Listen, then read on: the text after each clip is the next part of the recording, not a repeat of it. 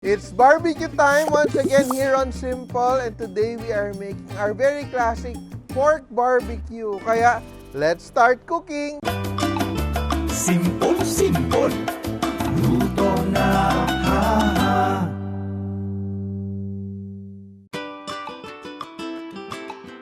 This recipe is part of the Simpol Cookbook series where we try to make cooking as simple as ABC. Kaya today, gagawa naman tayo ng sobrang simple na marinade sa ating classic Pinoy barbecue. And meron tayong pork dito. Ito gamit ko dito ay Catsup from Fresh Options, of course. And very important dito ay may halo siyang taba, no? Because the pork fat will keep it juicy. And very simple marinade lang natin. We will use 1/2 cup of Datu Puti soy sauce. Lalagyan din natin siya ng 1/4 cup of pineapple juice, 4 tablespoons of UFC tamis anghang banana ketchup. Ito, Pinoy na Pinoy talaga to. No doubt. Yan. Mix lang natin siya. And brown sugar, 4 tablespoons as well. Yan. Brown sugar natin. Matamis-tamis. Garlic. Yan. 2 tablespoons of garlic. And cracked black pepper. Yan lang yung recipe natin. Very simple recipe. Yan. We let that soak. It's best to marinate it at least 2 hours or overnight.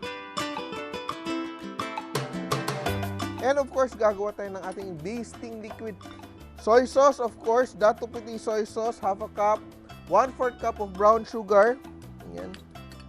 1/4 cup of UFC. Banana ketchup. Yan. A teaspoon of hot sauce. Pwede ding 2 or 3.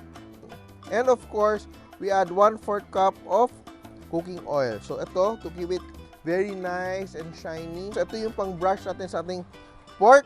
So what do we do next? Tutuhugin na natin yung ating barbecue. So we will thread the barbecue in our skewers. And very important, ibabad nyo talaga yung inyong barbecue sticks para hindi siya madaling masunog. Of course, kayang-kaya nyo na yan. Meron akong na-marinate kanina earlier. And we add our pork. Yan. 4 to 5 pieces of pork.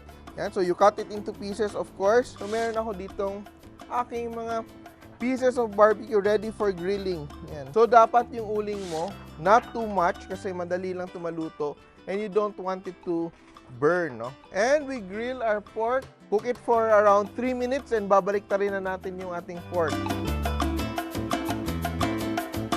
And babalik ta rin natin yung ating pork. Isa-isa. Yan. Look at that. Hindi pa siya luto but it's getting there. So para hindi mag-dry, we brush our barbecue. And ingatan mo to at this point kasi in case na lumihab siya, naka-standby na yung inyong spray. Yan. Kasi may oil, remember, may oil. Then after that, after cooking babalik na rin na natin yung ating pork barbecue. Yan. And we will baste again. Look at that, no? Baste for the last time. Yan. And tatabi na natin yung ating pork barbecue. Yan. Pwede na tayo magbenta, of course.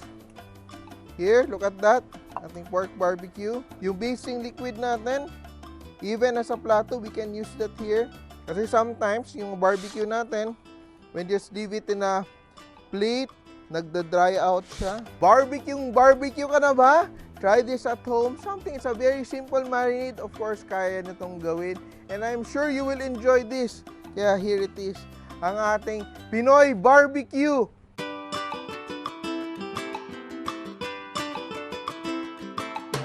Kaya, tandaan nyo, kahit sino kaya magluto. Basta, simple! Mga ka-simple, remember, loving is sharing. Kaya share this video and like nyo na rin. Kain muna ako. Bye!